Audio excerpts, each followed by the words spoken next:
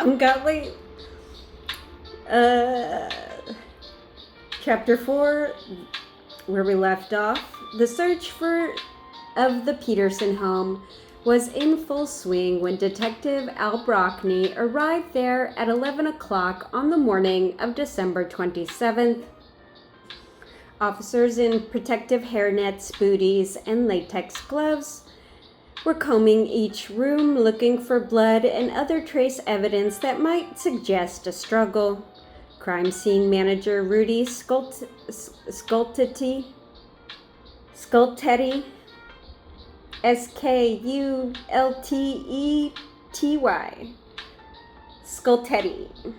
had instructed investigators to check baseboards, crevices, and lower portions of all furniture, since there was a possibility that the house could have been cleaned. Upon entering the home, Brockney gave detectives a 2-day fishing license Scott had handed over the previous evening. The issue date of 12/20/02 was written in red ink.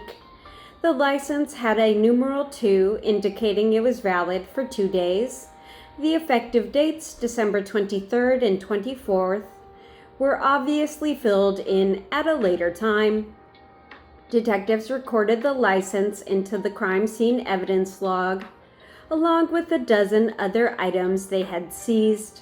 Brockney was anxious to locate the clothing that Scott had worn during his fishing trip in the laundry area. He spied a green long-sleeve shirt folded on top of a laundry basket. He recognized the article as the same green pullover he had seen in the washing machine on Christmas Eve. Underneath the shirt was the blue t-shirt he had observed, but a pair of blue jeans Scott had worn were not there. Brockney asked his team if they'd come across a pair of men's denim jeans. One officer said he'd found a pair in the washing machines.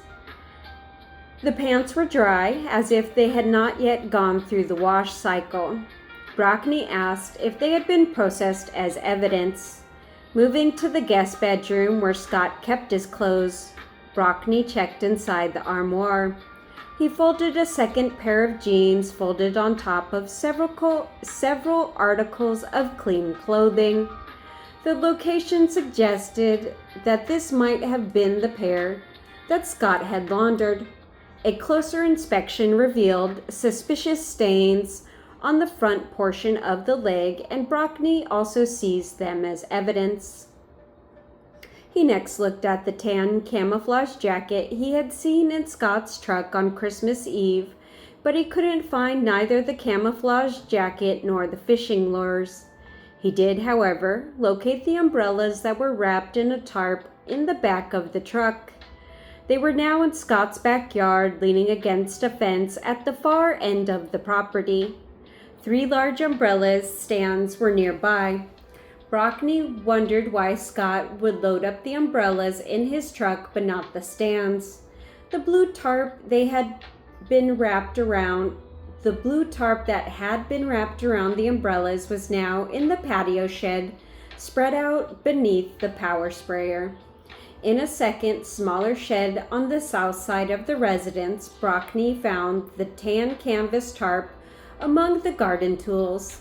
It seemed odd that Scott would risk damaging what looked like a valuable new boat cover by leaving a power tool on top of it.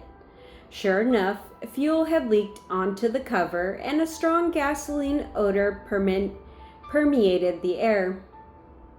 Brockney knew that Scott had admitted making at least one additional trip to his workshop since Christmas Eve. If he had planned on placing the umbrellas in his workshop on 12/24/02, why did he change his mind on 12/26/02, Brockney wrote.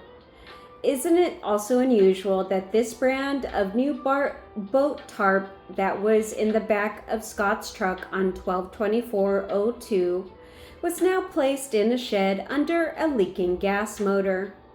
This appeared completely out of character, since most of Scott's things are in good condition and well cared for. When the canine unit arrived, one possible motive for the careless behavior became apparent. the destruction of forensic evidence. The dog searched the premises, including the front of the backyards, the patio and large storage shed, and the crawl space below the house. But this produced no new leads. The smaller shed where the boat cover was not stored could not be searched. The interior of the shed reeked of gasoline even after the tarp had been removed. Detective Rick House recorded, "The dog handler told House that absent a significant body part, the source of the odor would have to be removed and the shed should need to sit open for at least 2 days before the cadaver dog twist would be effective in a search." Inside the residence, officers were confiscating items listed in the search warrant.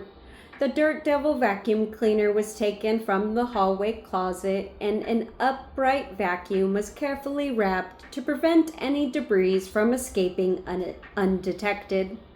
In the master bedroom, sparsely decorated with wood and wicker, officers noted several jewelry boxes atop the couple's 6-drawer dresser.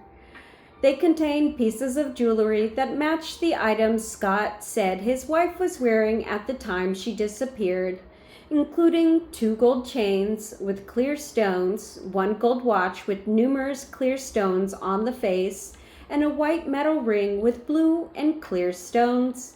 All of these items were seized as well. The dresser drawer investigators In the dresser drawer, investigators found 5 jewelry appraisals in the name of Robert Rocha, along with passports for Scott and Lacey and her diary. The first entry was made on July 16, 2002, and the last on December 1, 2002. What appeared to be a ripped-up credit report from Experian was also cataloged. Mosquito netting dangling from the ceiling above the Petersons' queen-size bed, the fine, loosely knotted mesh was obviously more decorative than functional. The crime scene officer photographed the bed, capturing a chilling indentation in the duvet cover Brockney had observed that first night. Pulling the feathery white comforter from the couple's bed, the detective observed 2 small spots that might be blood. They collected samples and then marked the cover as evidence. Police also observed a wood and canvas hamper next to the dresser, but did not collect any dirty clothes it contained. The double closet was filled with women's clothes. Hanging in the left corner were 2 shoe trees. Detectives had been advised that Lacey would have been wearing white tennis shoes when she walked the dog. A pair of ladies' Ralph Lauren slip-on tennis shoes were in the closet. They were marked as evidence. The guest bedroom closet was full of Scott's clothes and his gun collection. 6 rifles were removed from the closet, along with 3 ammo magazines and a number of 12-gauge shotgun shells. Investigators confiscated the second credit report from the trash, a travel lodge envelope containing handwritten letters from the nightstand, and a notebook from atop the desk. The couple's marriage license, mortgage files, and checkbooks were removed from the file cabinet, as well as an insurance binder dated 6/25/01. The officers seized 2 laptop computers, a Dell and a Compaq. A second Dell PC and an IBM ThinkPad laptop were already being collected from Scott's warehouse. Computer forensic investigator Kirk Stockham would later identify the sites visited by both Scott and Lacey and the different email accounts they used. They would find that the 2 had visited a variety of websites, including eBay, remodeling sites, and New Baby Research. The other 3 computers were apparently used by Scott exclusively. They contained Scott's pornography bookmarks, including bestiality and bondage-themed websites. Some of the titles were so prejudicial that they would never have been admitted at trial, including Raping the Teacher and The Wife Confesses. Given that Laci had worked as a teacher, the first title was especially chilling. The forensic search of Scott's computers would also reveal 2 websites that Scott had visited on December 8, 2002. Stockham was able to retrieve a map that Peterson had called up, depicting a topical map of the currents and depths of the San Francisco Bay around Brooks Island. Peterson said after he launched his 14-foot aluminum boat with the 15-horse motor, he drove north out of the marina roughly 2 miles, Brockney later wrote. Peterson claimed that he would see Brooks Island from his boat. Peterson described Brooks Island as having a lot of debris and trash around it. Trash around it with a large sign indicating no landings. Peterson said that he was in the water between 45 minutes and an hour. The area Peterson described going to in his boat was the same area that Peterson had brought up on his computer on 12/8/2002. Investigators moved to the bright blue nursery, pausing momentarily over the tiny infant clothing laid out inside the crib, most of the price tags still attached. A white bag in the corner of the small room was full of women's clothes. Some of the items appeared to be new, others looked like they were marked for the dry cleaner. 2 pairs of stretch maternity pants were collected as evidence, as the sonogram picture, presumably of their son Connor. 4 hairbrushes were collected from the bathroom, along with 2 Oral-B toothbrush heads. In the dining room, a photographer's flash illuminated the presents that lay wrapped beneath the Petersons' Christmas tree. The Louis Vuitton wallet, nestled in a fancy brown gift bag, was the only gift taken for examination by the crime lab personnel. On top of the polished dining table, police found a Louis Vuitton purse containing a wallet and identification in the name of Laci Peterson. Officers collected the pocketbook as evidence. In the bright yellow kitchen, the message light on the answering machine was flashing. The officers listened to 2 new messages and the 11 saved ones. One of the detectives used a cassette player to preserve them. Once the messages were copied, the machine was unplugged and taken as evidence. Handwritten notes and jewelry receipts were found on the counter and were also seized, along with a wall calendar and a yoga schedule pinned to the refrigerator. The popular book for soon-to-be mothers, What to Expect When You're Expecting, was on the coffee table in the family room. Crime scene officer Doug Lovell vacuumed around the tables with the special debris collecting equipment. The FBI forensic search team examined the Petersons' family room and the area near the washing machine for trace evidence. The investigators observed a small brownish-colored stain, believed to be a blood transfer, on the interior French door leading to the rear yard, and a brownish-colored spatter on the lower half of the water heater door. 2 stains were found inside of the door jamb. A presumptive test on 2 of the spots tested negative for the presence of blood, but the police elected to collect all samples anyway. Squares of the carpets were also clipped. Just outside the rear door was a built-in sink. There, police found Mackenzie's brown leash, 2 pairs of shoes, Timberland tennis shoes, and on the back porch, and Donner work boots from the front porch were tagged. 2 pairs of shoes, Timberland tennis shoes on the back porch, and Donner work boots from the front porch were tagged. At 4:15 p.m., Detective Brockney joined detectives at Scott's warehouse office. The overhead fluorescent lights illuminating the office space grabbed the detective's attention. On 12/24/02 at 11 p.m., when I was at the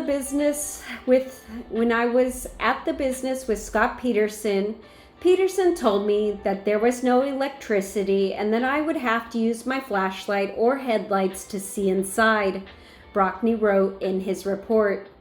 Detective Henry Dodge Hendy showed me 2 light switches, one inside of the office and one inside of the warehouse, that turned on the fluorescent lights overhead, making the whole inside of this business well lit. To Brockney, it was another sign of Scott's bad faith. I found it highly suspicious that Scott Peterson would not want me to have the lights on in the business when I was there inspecting his boat. The warehouse contained 3 distinct sections. The first was an office area with a cluttered desk, 2 computers, a fax, and a phone. The second area was a large open warehouse space containing a large flat trailer, Scott's 14-foot Sears fishing boat on its own trailer, a forklift, and numerous wooden pallets stacked high with fertilizer product in plastic jars.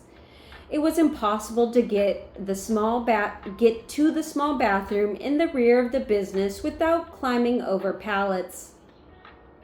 Brockney observed fresh, dry, ready mix concrete on the flatbed trailer. A 1-gallon pitcher containing water and a mallet was nearby. More was on the floor in front of the trailer. Checking inside the 14-foot aluminum boat, the investigator found the tan camouflage jacket he had seen in Scott's truck on Christmas Eve. The jacket was now stuffed inside a green duffel bag in the bow of the boat, along with long lengths of nylon line and the 2 new fishing lures that he had seen on December 24th. The shotgun shells from the truck's toolbox were also inside the bag. He found the missing Big 5 bag and the sales receipt from the fishing tackle in a trash pail. It was clear that Scott had been there after the taped interview the previous night. Brockney wondered what else he might have done during this return trip. He was surprised he had not cleaned up the cement debris before police blocked access to the warehouse. Examining the flatbed trailer in more detail, he noticed what appeared to be 4 distinctive round impressions in the dry ready mix. The 1 anchor he found in the boat seemed to match the size of a water pitcher that was on the flatbed. The pitcher was about 1/3 full with murky water and ringed with gray residue, apparently from the ready mix concrete. It appeared adding ready mix to water made these anchors, Brockney noted. After the cement mold set, they were removed from the pitcher and sat on the flatbed trailer. From the distinct circles on the trailer, it appeared at least 4 anchors were made. We could only find 1 anchor that was inside of the boat. The anchor had no line attached. It consisted of 2 separate and distinct colors, as if the cement was not properly mixed. The upper portion was gray and seemed consistent with the powder sprinkled around the pitcher. The lower half was white, resembling the mix found inside the shop vacuum in the warehouse. Re-examining the rib line of the boat's interior, he could come up with no reason the cement particles would be there, unless Scott had used the cement anchors to weigh Lacey's body down and the cement had crumbled off as she went over the side. Detectives also discovered a pair of yellow needle-nose pliers beneath the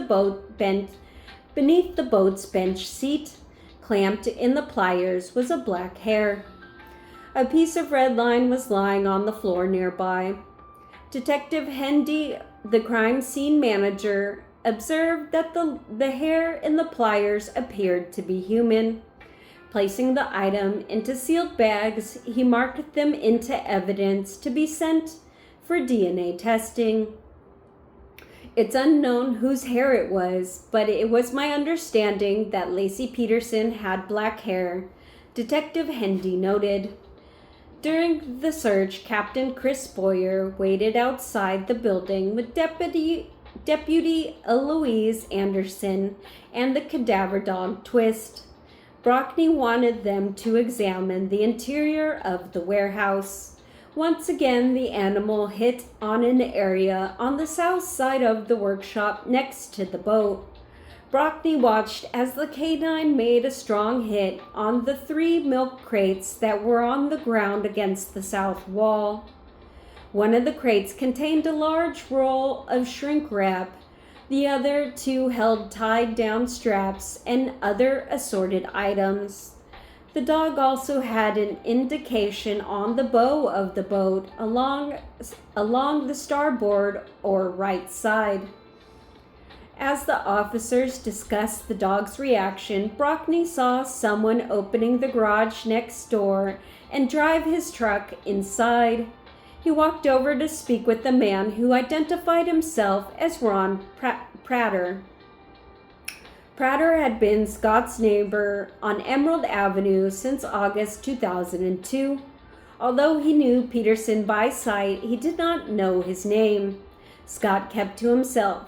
In fact, although they worked a mere few feet away from each other, Prater said the 2 had never actually acknowledged each other. It was another example of a Scott Peterson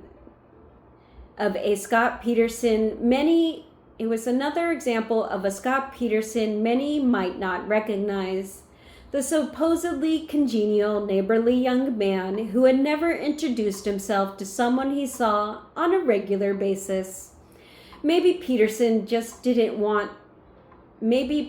just didn't have anything Scott wanted or needed. Prater and his boss were both working on the morning of December 23rd and December 24th. He wasn't certain which day he had seen Scott there, but thought it was either Monday or Tuesday. When he arrived for work between 8:30 and 9, Scott's truck was parked facing north in front of his open garage door. Prater observed 3 green and white sacks stacked in the bed of the pickup along the left side. He assumed that they were some sort of fertilizer product. The detective asked if the bags could have been ready-mixed cement. Prater could only say that the sacks were the right size. Prater also noticed a pair of brown shoes on the open tailgate. Brockney recalled seeing a pair of brown shoes when he had surveyed the shop and when he went back to inside to retrieve them. When Prater identified them as the pair he had seen, Brockney marked them into evidence. While inside, the detective also checked for bags, but he found nothing matching Prater's description. The detective was convinced Scott had made the anchors on that very day. They would have set up in plenty of time for the fishing trip the next morning. When asked about Scott's boat, Prater told the detective he had seen it parked but never actually hitched to Scott's pickup. At 5:45 p.m., Detective Grogan recalled asking Brockney to return the Petersons to the Petersons' residence and collect a small sample of what appeared to be fresh concrete on the north side of the driveway.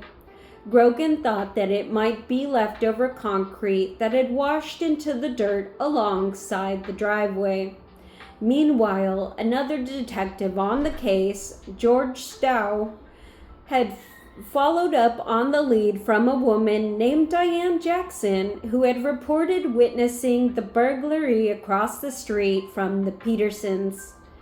At 11:40 on December 24th, Jackson was driving along Covana Avenue.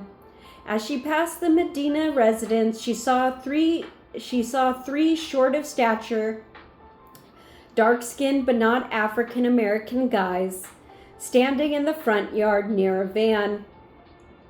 As she passed, the men turned and looked at her. Two of the men were standing at the rear of the vehicle, and a third person was in the front yard. At the time, she thought that they were landscapers, but when she noticed them staring as she passed, she changed her mind. At first, she said that the van was white, but then decided it might have been a darker color. Try to remember back as you were driving by and see if you can visualize the van in your mind, the detective told her. It might have been tan or brown, she replied. In any event, she said, it was an older model with the door or doors that opened at the rear. She couldn't remember anything else. After the interview with Jackson, Detective Stow phoned the Medinas again, related what Jackson had told them, and asked if that description rang any bells. Mr. Medina said it did not. He asked if the detective could speak with his wife, Susan Medina, who listened intently, and then asked if the men were Vietnamese. All I have is short in stature, dark hair, dark-skinned, but not African American, the detective said. Mrs. Medina recalled a Vietnamese crew that had poured some cement at their home in July, but those workers had a construction truck, she told Stow, not a van. At 7:30 p.m., Scott Peterson phoned Detective Grogan and told him that he was sitting in his pickup outside of his home. The members of the press were there interviewing a uniformed police officer. Scott wanted Grogan to stop the cop from speaking to the media and have the journalist leave the neighborhood so that he could return home for the night. As long as the members of the press are not on your property, I cannot force them to leave the area, Grogan told him. However, I could have the officer remove the crime scene tape and leave the area. You can possibly return home if the media loses interest and leaves the scene. Scott opted to have the officer removed from the scene. The detective explained to him that his house was not secured and that he would be taking responsibility for it if he returned. Scott agreed. The press is a ravenous animal. It will chase a story until fed.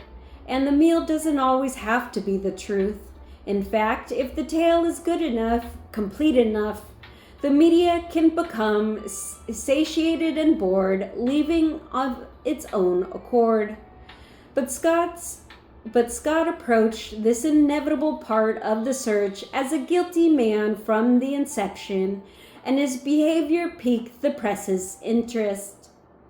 Although his mantra was, I want to keep the focus to be on Lacey, he never explained persuasively how a husband's pleas or a press appearance could have a negative impact on the search. Meanwhile, Sharon, Ron, Brent, and even his own parents were benefiting the cause with their press conferences. Furthermore, in his private dealings with the police, Scott didn't seem very curious about the progress of the investigation.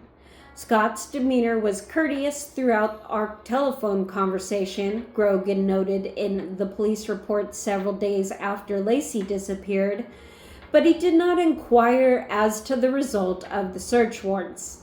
As I received this telephone call, Detective Bueller and Detective Brockney gave me a recording device for my cellular telephone. A portion of this conversation was captured on audio tape. At 10 p.m., Detective Brockney contacted Captain Boyer and asked to have the Brooks Island area of the San Francisco Bay searched by cadaver dogs and the marina parking lot searched by the tracking dogs. Boyer asked for Lacey's sunglasses and a pink slipper to be delivered as scent objects, and then scheduled 3 patrol boats, 2 cadaver dogs, 1 dive team, and a helicopter for 9 o'clock the next morning. The police also made available a team of specialized cadaver dogs with the ability to smell bodies in the water. Members of the Contra Costa County Search and Rescue Team initiated the search an hour early on December 28th. It was a nippy 53 degrees and the air was thick with moisture as the 3 orange crafts were launched. Police did not limit themselves to Brooks Island, but widened their scope to include 40 miles of shoreline in nearby Richmond. Later that morning, Detective Brockney called Detective Chris Boyer and told him that 2 trailing dogs had searched the parking lot. The first dog from Alameda County Emergency Services was unable to detect any scent in the lot area. The second dog, Trimble, had begun searching at the northeast entrance of the launch area. After turning north, he ran approximately 10 feet, turned and circled several times in the immediate area, then stopped by his handler's side, indicating that she had no scent. Eloise Anderson then moved Trimble closer to the launch area and directed her to check that section of the parking lot. Again, the dog circled, sniffed the nearby foliage, and returned. Trimble was next walked to the northwest entrance of the boat launch area, where she was again given Lacey's items to smell. This time, the dog turned north and trotted about 30 feet. She then turned and circled and headed south towards the launch area with a steady pull on her harness. Anderson later wrote in her report, "She took me to the westernmost point of the pier at the launch area and pulled steadily to the pylon where the pier took a sharp right and then a sharp left turn. She went approximately 15 feet past the sharp left turn, turned around, and returned to the pylon where she again checked out over the water, turned and stopped, indicating the end of the trail." Deputy Boyer said that this was not a conclusive search. Brockney noted this in his report. Yet in his and the handler's opinion, the dog was reacting to Lacey Peterson's scent as it ran through the parking lot and down the right side of the boat ramp. Meanwhile, Detective Grogan had been working at headquarters almost non-stop since Christmas Eve. Although his suspicions about the case were growing, he had no hard evidence or material leads. And then the phone rang. An officer was calling to report a strange conversation with the sexual assault counselor, Jill Smith. Smith said that she had counseled a confidential victim of sexual assault about 2 weeks earlier who claimed to have been lured into a brown van, either a Chevy or Ford, by the woman's ex-girlfriend. While in the van, 2 men and 2 women had raped the victim, and a satanic ritual was conducted. The officer related the victim told Smith that the group frequented the area parks and were currently living on Woodward Reservoir. Smith stated that during the ritual, the group mentioned a Christmas Day death and that she would read about it in the paper. After news of the brown van broke in the press, the Modesto Police Department found itself racing with Scott's defense team to gain control of the vehicle. A private investigator hired by Mark Garagos was reportedly offering $2,000 for information about the van, and police feared that the defense team might get a hold of it first and find evidence that Lacey had been inside. Grogan immediately dispatched 2 officers to the Woodward Reservoir to search for the van. Theories about the brown van and the satanic cult were quickly seized upon by the media, many whom seemed to have read too many detective novels. Satanic murders have always been reported in contemporary America, to be sure. However, almost without exception, they prove to be the work of a single demented individual, not a collective action by some cult or coven. When the Modesto officers ultimately located the brown Chevy van, the human occupants, Rayon Miranda, camping at Woodward for about 3 weeks, they said. One of the four, Rayon Miranda, told the officers that he had been in Modesto the previous week when Yosemite Boulevard was blocked off by police vehicles. The officers were given permission to search their trailer and van, but nothing significant was found. However, the van was almost home to 6 resident mice. When the vehicle was turned over to the DOJ for examination, the rodents escaped into the office for a time. The van was never reclaimed by its owners, and when the Modesto Police Department and District Attorney decided to sell it for scraps, Guerreros immediately purchased it. Many reporters thought that he must have had a real lead that might exonerate Scott, but the van was never produced at trial. Its current location is unknown. In another part of the station house, a call was coming into the Laci Peterson hotline from Laci's prenatal yoga instructor, Debbie Wolski. Debbie Wolski. Wolski, part owner of the Village Yoga Center in Modesto's McHenry Village, told an investigator that Laci had begun classes during her first trimester, but soon quit because she wasn't feeling well. Laci resumed classes in her second trimester and attended regularly on Wednesdays and Fridays for the next 5 months. On one Wednesday in December, either the 4th or the 11th, Laci had attended a session wearing about $50,000. Jesus. Laci's trying to get mugged. Okay. Laci had attended the session. Oh, that's weird. Yeah, it's not a filter. I'm sitting too far. I don't like it. What is that? I don't know. I don't know what's going on with my camera. I don't know how to use my fancy new camera. Laci had attended a session wearing about $50,000 worth of diamonds. Wolski described the pieces as a pair of 1-carat solitaire diamond earrings, a single bright cut 2 or 3-carat diamond necklace, and a large diamond ring with a 3-carat stone in the center, a diamond stone on each side, and a row of half-carats in a platinum or white gold setting. On her left ring finger, Laci wore wedding bands. Asked if the pieces were real, Laci blushed and said yes, explaining that the diamonds belonged to her grandmother. Laci hinted that the rings only fit her because her fingers had swollen during pregnancy.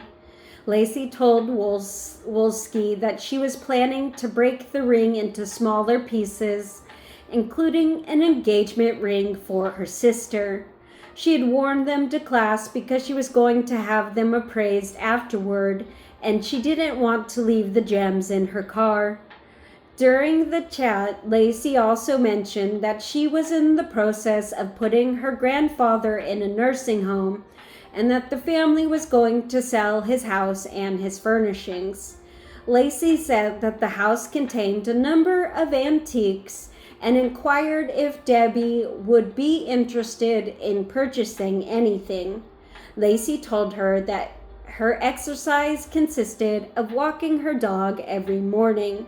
The instructor remembered Laci describing a day in early December when she started to feel dizzy and lightheaded.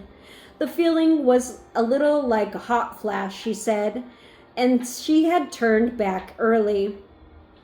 The last time Wolski had seen Lacey was on December 13th. Scott was very excited about the baby, Lacey had told her. I got the impression they were very happy, Wolski reported. Another friend of Lacey's, Terry Western, spoke with Detective John Bueller that afternoon at the Detective Division on F Street. Western, a 54-year-old real estate agent and mother of Lacey's girlfriend, Stacy Boyers, was the broker who had sold the couple their Covina home. She had known the outgoing Lacey since she was a child. She noted that Scott was a quiet one in the couple's relationship, but the couple always appeared to be on their honeymoon. Scott seemed to adore her, Western said, and he would stand up as she entered a room or get up from the table and seemed like a gentleman who was in love with his wife. Western had last seen Lacey at Stacy's holiday party on December 14th. That night, Lacey told her that Scott could not attend because his boss had flown into San Francisco from Europe unexpectedly, and Scott had to go to the city to meet him. Western found the story extremely difficult to believe. As a businesswoman herself, she found it implausible that a boss would fly in from Europe unexpectedly and require an employee to meet with him on such short notice. As the police would soon learn, Western was right on target. Hey you guys, I am filming early. I'm hoping to get a job started by this weekend. Wish me luck. Okay, bye.